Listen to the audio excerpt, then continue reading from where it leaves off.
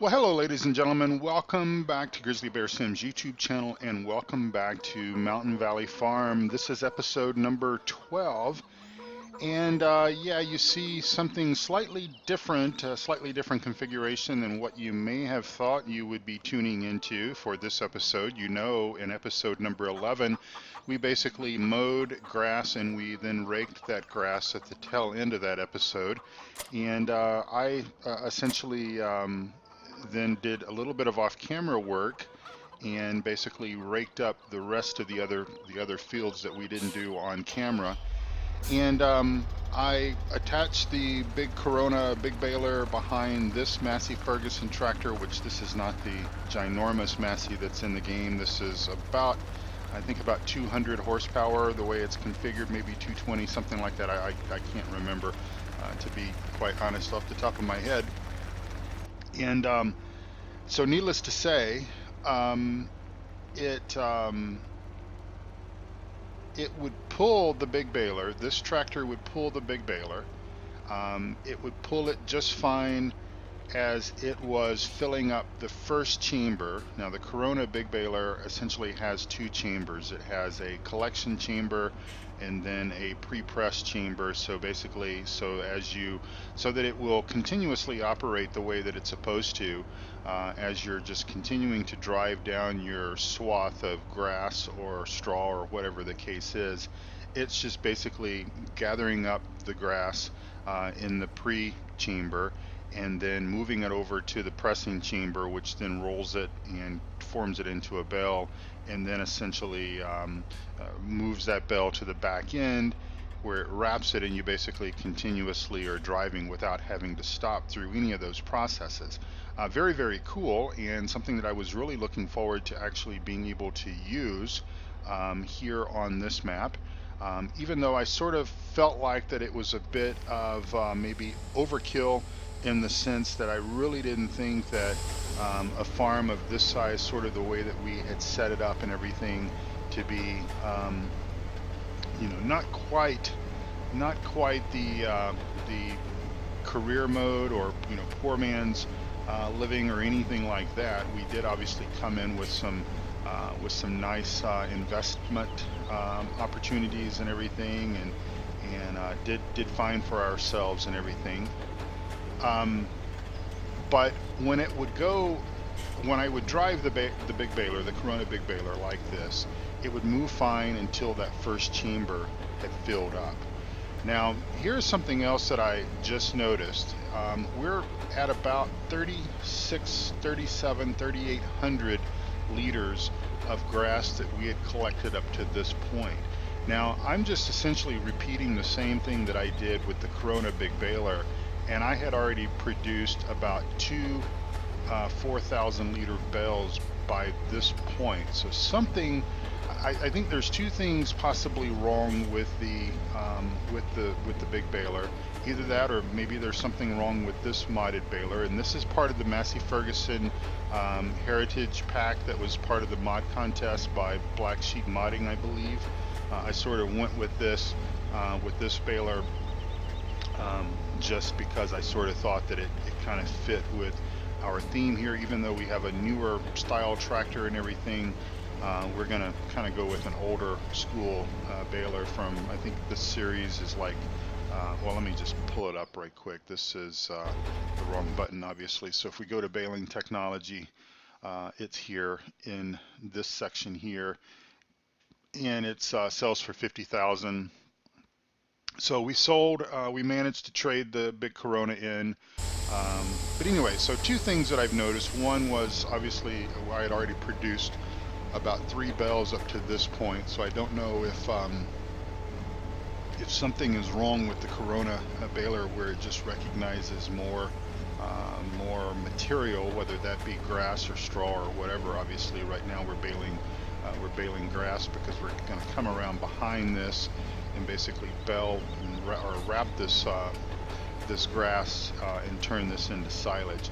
So I went with the square bale wrap, or I went with the square baler after sort of the change of plans and the Corona not really working. I went with the square baler just because that's kind of what I'm most actually used to manipulating and using, and we can stack these 4 high, and it makes for much easier storage and such as well. And I don't know if I ever really got around to explaining some of the problems with the Corona baler, because I sort of discovered the fact that it seemed to have produced a lot more grass than what this one has up at that particular point in time. But when it would move into that collection chamber and it would start wrapping, the tractor would literally crawl. And I mean, it would go something like this, about 1 mile an hour, 2 miles an hour. Sort of as an experiment, I did temporarily purchase the larger Massey Ferguson, the 400 horsepower tractor. And it did more or less the same thing. It didn't slow it down quite as much. So I still think that maybe there is some tweaking that needs to be done with that baler, or maybe that's just the way it works. Maybe you just really truly need to have a behemoth of a tractor in front of it. I could certainly have gone that route, but we're doing small fields, and we're sort of doing things at a small scale with this map. This isn't my typical throw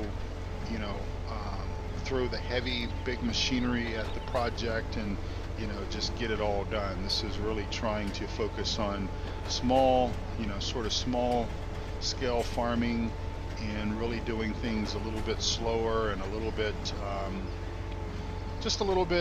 slower paced and everything. And so that's why we've had to sort of change plans, and it's all going to work out in the end, and we're going to be just fine, I believe. But for whatever reason, and when I had done my testing, I started on this very first road here, just like I did in this episode, and I had produced 2 or 3 4,000 liter bales by the time that I reached the turn there.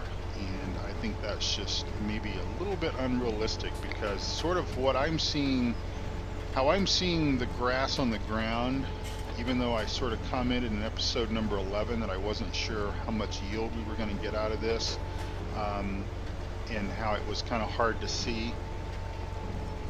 I think that what we're seeing as far as the number of bales that has been produced, I think that is more accurate to what we're basically seeing as far as grass here on the ground. So I think that there might be something wrong with the Corona big baler. I don't know, you guys, if you've used it. I know that Farmer Klein, our good friend Farmer Klein, mentioned to me in a comment or in a message. I think it was maybe a message. He and I talk quite a bit through private message on PCSG forums, and I believe he had mentioned to me that he had found or discovered a problem where the baler would only wrap like 1 out of every 2 or 3 bales. It was kind of like an intermittent thing. I did not see that problem. I wrapped about 4 bales.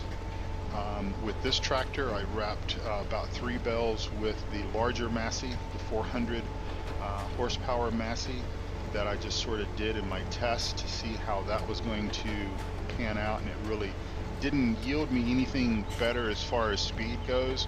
Now, speed isn't everything. I will be the first to admit that sometimes slow and steady wins the race, and I would be okay with that. But I think it was just crawling beyond what was the normal expected speed that you would expect the tractor and the baler and everything to function. So hopefully that is just a tweak that needs to be done, and then they'll upload the changes and everything, and we can all enjoy those fixed function and everything. But I definitely do think that it was basically detecting that it was picking up more grass than what was actually there. So and I could see where that could work to one's advantage, but again, if for sort of ultra realism and everything, we want to try to make sure that we're not that we're not cheating things out any more than what we can basically control. So hopefully all of that makes sense. If it doesn't, my apologies. All right, so hope you all are having a wonderful, wonderful day, a wonderful week. I'll be quite honest with you, I'm really not sure when you guys are going to see this video. It is my plan, if everything goes according to plan, it is my plan to try to get a little bit of a stockpile of videos back in sort of the can, if you will, so that I can try to get back to more than a 3 video release per week. Obviously, I'm still on vacation. This is just the very next day after I recorded episode number 11, so it is actually Thursday, the 6th of July, and I am still on vacation as far as away from work, but we are home, and we're just kind of using this time to sort of let our sore legs, muscles and stuff like that calm down a little bit from the hiking and stuff that we did in Rocky Mountain National Park over the 6 days that we were there, 5 nights. And what a wonderful break that was. We got back into town on the 5th of July. That was on Wednesday, and man, oh man, I think the high in Estes Park and of course in Rocky Mountain National Park throughout the 6 days that we were there was about a little bit warmer than what you see up in the upper right hand corner at 61. I think the highs were in the mid 70s, maybe very low 80s in the height of the afternoon, but then usually the showers would come along and cool things down, and that's something that you can kind of expect almost every day up there. Everything is still nice and green, whereas I've talked about here in Denver how everything has already, if you're not on it, if you're not on top of it and watering and everything, it's all, your grass and everything is already dead by now. But very nice, very lush and everything. Like I said, daytime highs probably in the mid 70s, upper 70s, and then it would rain. We got back into Denver yesterday. We left Estes Park about 10 a.m. and it was about 72 degrees when we got back into Denver. About 2 hours later, it was just after 12 when we rolled into the garage here at home. It was already 90 something, and I think the high yesterday was about 95. And what a wake up call coming back from vacation, only being about an hour and a half. It's about 60 miles or so, as perhaps as the crow flies, between Estes Park and Denver, and such a temperature difference, such a vast temperature difference. I think my wife and I both saw that that would be a nice place to live if we could actually pull that off.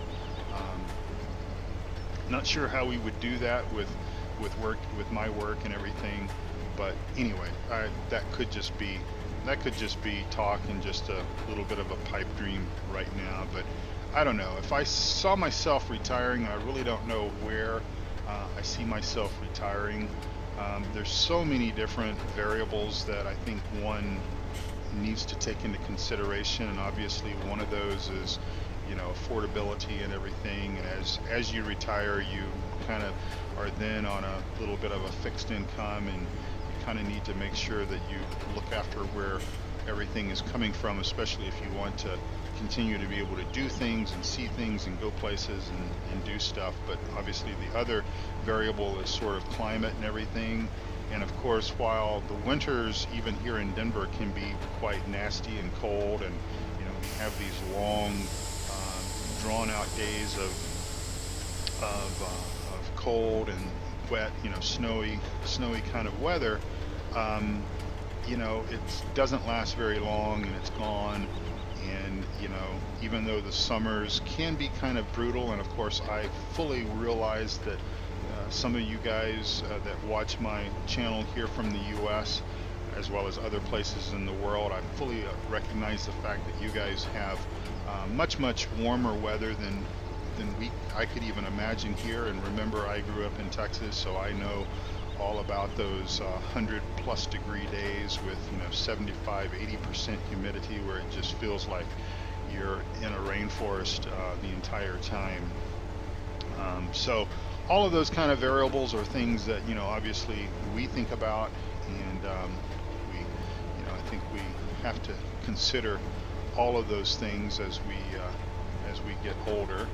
But in any event, it's a nice place to go visit, and we already miss being up there. And but of course, we needed to come back and kind of reacclimatize ourselves. And plus, I think my wife wanted to rest up a bit. She has been so sick the last 18 months. I mean, and I'm not exaggerating at all. But really and truthfully, the last couple of weeks, she really started to feel a lot better. And while we weren't going to cancel this vacation, this never was sort of the plan. We sort of figured even if she didn't feel like getting out and about and everything, we would just sort of use the time to just recuperate and breathe the fresh mountain air and the cool mountain air and all that kind of stuff. But she actually did feel much better, and sort of the issues, the allergies and stuff like that she was having towards some food and items like that kind of got under control with the last medication that she was prescribed. And she got over the last she also got over the last sinus infection, we believe. And so I think there might be a little bit of grass there that we missed, but that's okay. And we'll head down to the third field here, and I get this all bailed out. But anyway, she really started feeling better, and that certainly has been a relief for me, because I want her feeling as good as possible. It's not fun. She hasn't, for the last 18 months, which includes pretty much all of last summer, even though we went to Europe. I think that Europe trip really set her back as far as her health and everything, especially considering the fact that she had just had the sinus surgery and the deviated septum surgery and everything as well. And so I think that set her back a little bit, but obviously it was something that we needed to do. We needed to go see her family and everything. And so but anyway, that's sort of that. I realize I've talked about my vacation to Estes Park almost in 2 episodes solid, but anyway, I did want to share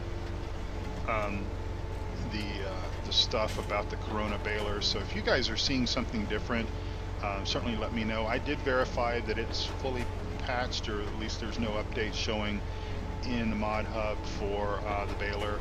And so it is, I guess, what it is. Let me pause here and grab a screenshot.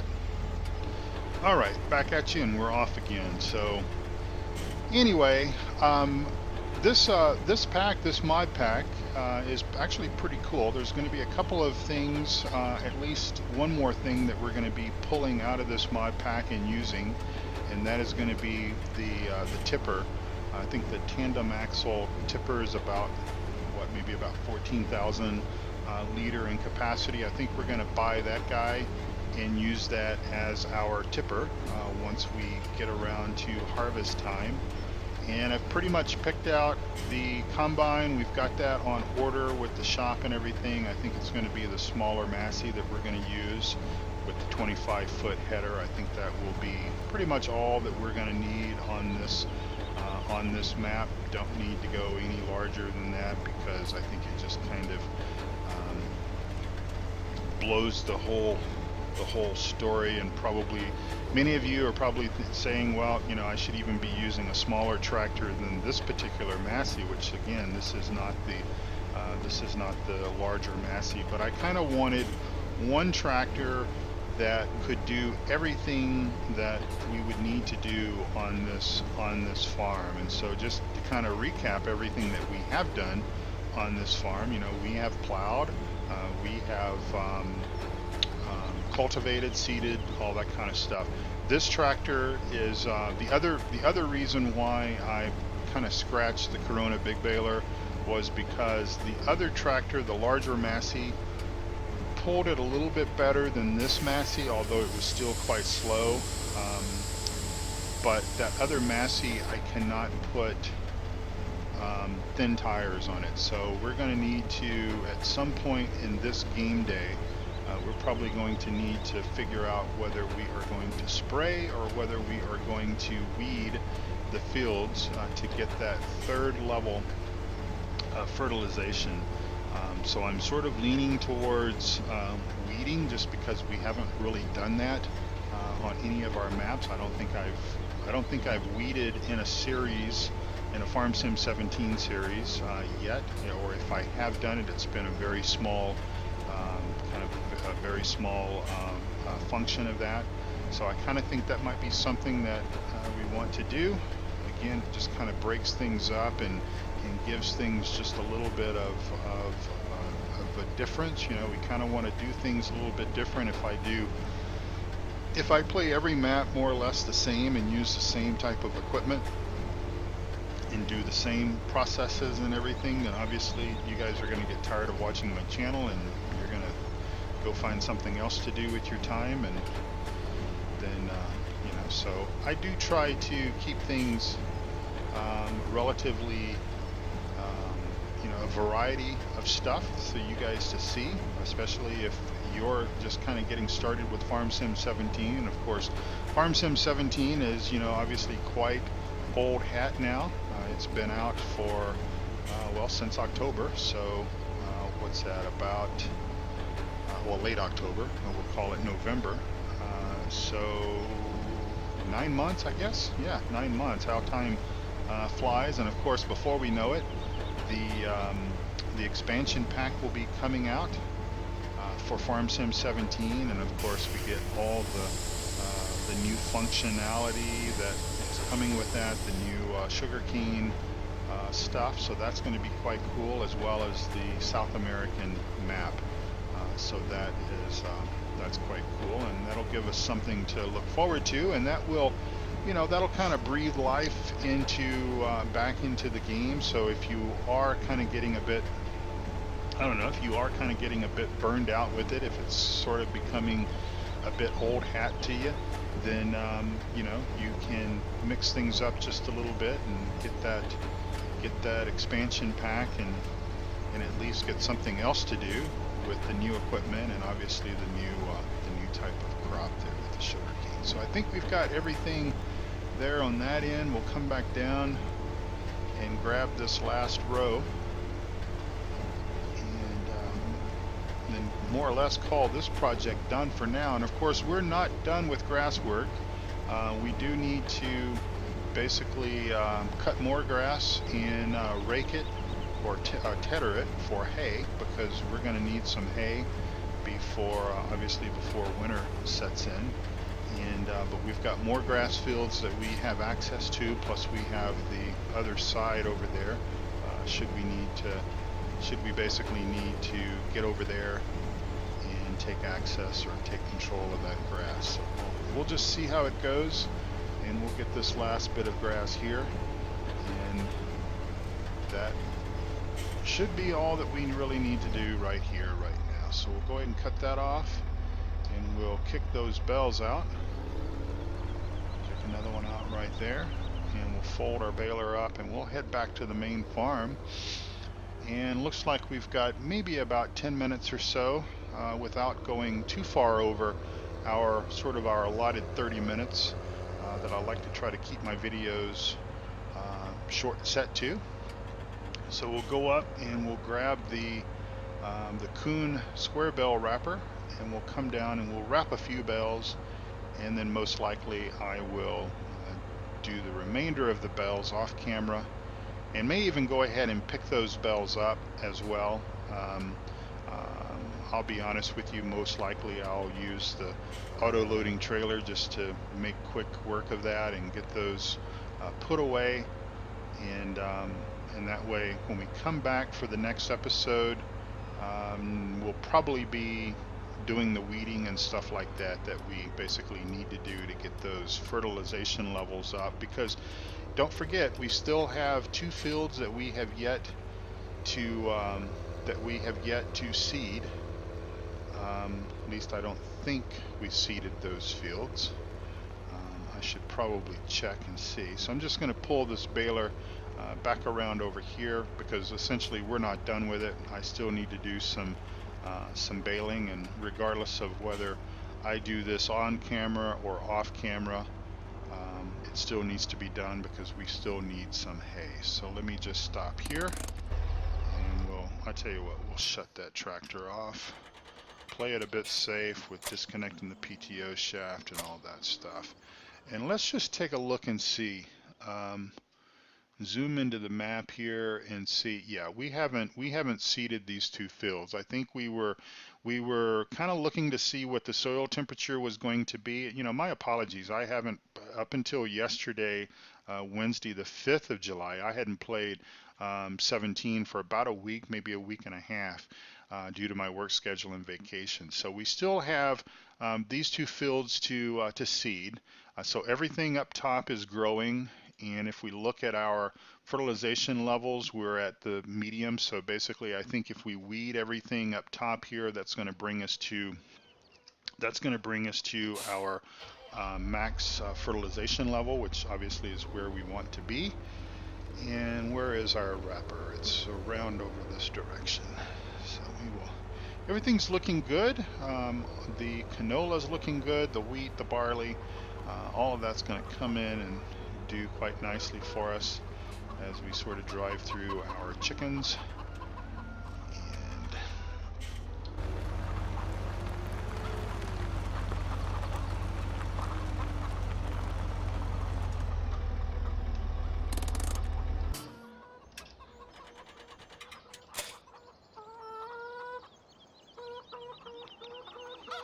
All right, no PTO shaft.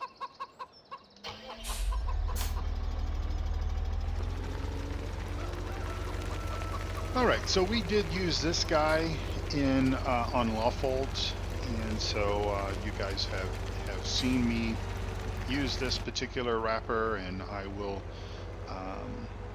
again, that's why I'm gonna sort of close out this episode wrapping a few bells, and then I will do the rest of this off camera, and then go ahead and probably pick the bells up and everything and get those hauled up to the main farm and get them all stored and everything. And then when we come back together for what will be episode number 13, all of that work will at least be done. I think that this will give us enough silage bells, because we still have some round bells which we purchased. I think that will do us fine for now. And if we can get a second cut on this stuff, then obviously that will just be even better. So we'll unfold.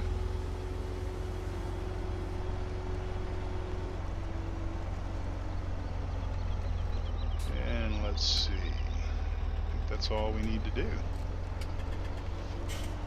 other than just drive through and pick this stuff up. So I think I was telling you in episode number 11 that, you know, if you wanted to basically tether everything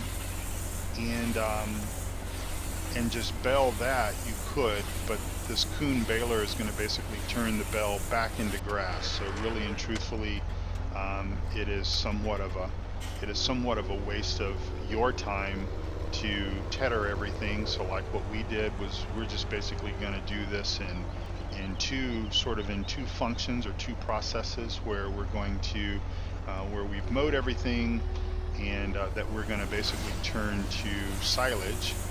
And then we will come back at another time, either this game day or probably the very next game day 6, which will be the last game day of late spring.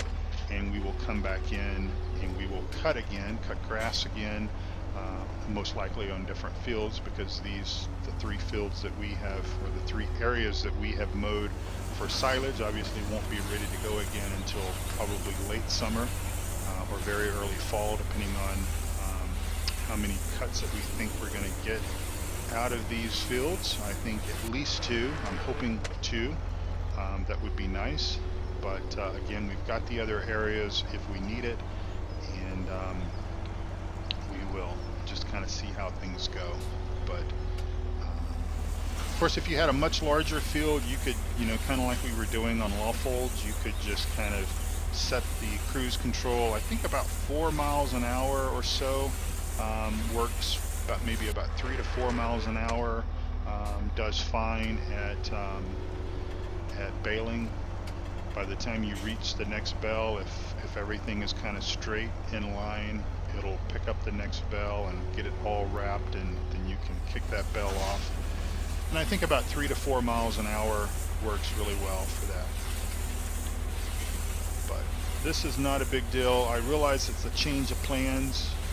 I know that you guys were probably looking forward to seeing the big Corona wrapper. I know you've heard me talk about it.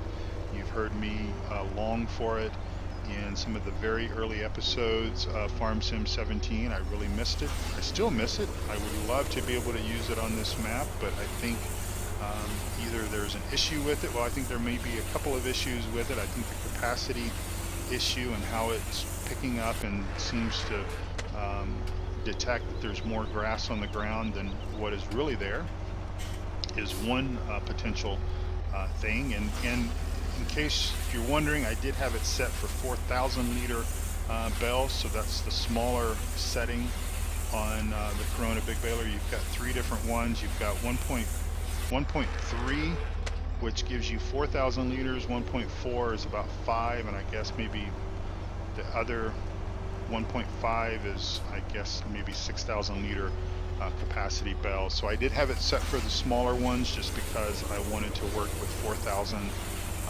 liter bells, because that makes things a little easier with regards to the feeder or the mixing wagon and that sort of stuff. So we've got these. We've got nice collection there of silage bells, and we'll just move over to this other field here, see if we can get through the trees without too much of a problem.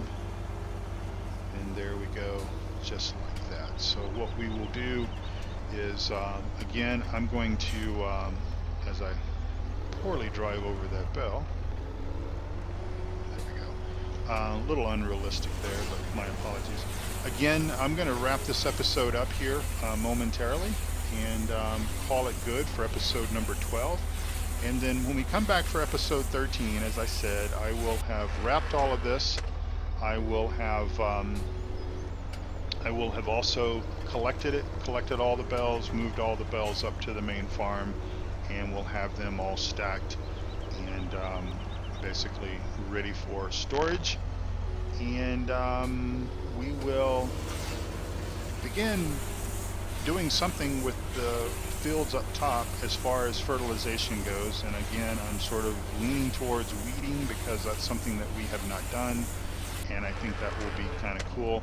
We will have to install the row crop tires on this tractor, which obviously we can do. So again, I think my choice of tractor has been a wise choice as far as this map goes. Clearly watching some of my other series, you guys know that I typically operate with at least sort of a minimum of 2 tractors, if not more. With this one, I sort of made the decision that I felt that, 1 tractor would be sufficient. 1 tractor would do everything that we would want to do. If I could find 1 tractor that could, plow, and obviously with a smaller plow, and cultivate, and also pull a tipper and seeder and baler and all that kind of stuff. And I think that this little Massey has earned its right to basically remain on the map, on the farm, and be our one and only tractor. Because again, we're kind of doing things small and kind of taking an approach that most of the work we do ourselves, although we do hire from time to time help when we need it. And obviously we will be hiring someone to help us harvest all this whenever that time comes. And so I just want to take this opportunity now to say thank you so much for watching. I really do appreciate you guys tuning in for each of my episodes. I am going to try to use this vacation time not only to continue my own rest and relaxation and also hanging out with my wife and having a good time here at home before we have to go back to the daily grind of work and everything. But at the same time, if I can get a stockpile of videos where I can maybe try to move into maybe 4 videos a week, I'm going to just kind of do baby steps here. I'm not going to overcommit myself, because I do know that as soon as I go back to work, then it's going to basically be um, game on again, and very busy for at least a week or two for me to get caught back up. I do know that I am walking into a bit of a storm. Just basically, I have sort of kept one eyeball on my work email. I have not responded to any emails, and I haven't. I don't constantly watch my phone or anything, but I did kind of check yesterday when we got back home and cleaned out the spam and spent about 5 minutes just doing that kind of stuff. And I do know that I've got a lot of stuff that I'm walking into on Monday morning, but we'll get all that done. And I sort of thrive on. Well, I'll put it this way: I'd rather be busy than be super slow with nothing really to do. And I know that there's kind of a happy medium, and I don't know exactly what the chemistry makeup for that is. I know that the last couple of weeks I have been maybe a little busier than what I had wanted to be, and I know that for a few days at least, probably for the first 2 weeks, getting back from vacation is also going to be kind of busy. But again, I'd rather be busy than basically be super slow, because it does get kind of boring even in the IT world. So I really don't know how many bells we have here. Looks like 1, 2, 3, 4, 5, 6, 7, 8, 9, 10, maybe 11 or 12 here in this field, and probably 6 or so in the other. So what I might do is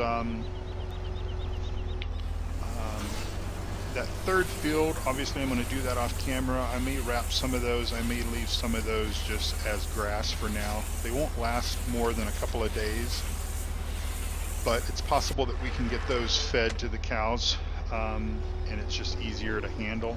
So I don't know. I'll update you all whenever we come back together, and that will be in episode number 13. So I will just head back up to the first field there, the last field, and just tell you all, thank you all so much for watching my videos. I really do appreciate it. If you're looking to interact with me, you can do that over on the 3 Dudes Gaming Network and also PCSG. Wonderful forums, both of those. And so come on over, hang out with me over there. If you have questions, you can ask me questions through those private message systems, or you can also check out my Discord. I'm not paying attention to Discord while I'm on vacation, so obviously you guys aren't going to see these videos until I officially go back to work anyway next week.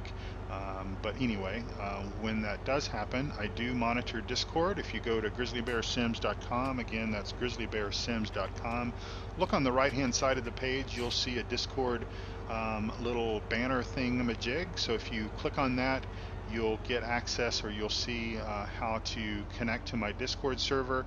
And again, I do monitor that during the day, and sometimes even during the evenings when I'm at home. So if you have a question, you can ask me that question, and I will get to you as soon as I basically have the opportunity, have the time to do that. And then of course you can also reach me via email, and that's at grizzlybearsims@gmail.com. Again, that's grizzlybearsims@gmail.com. Thank you so much for watching my videos. Take care, God bless you all, and I'll see you next time. Bye bye.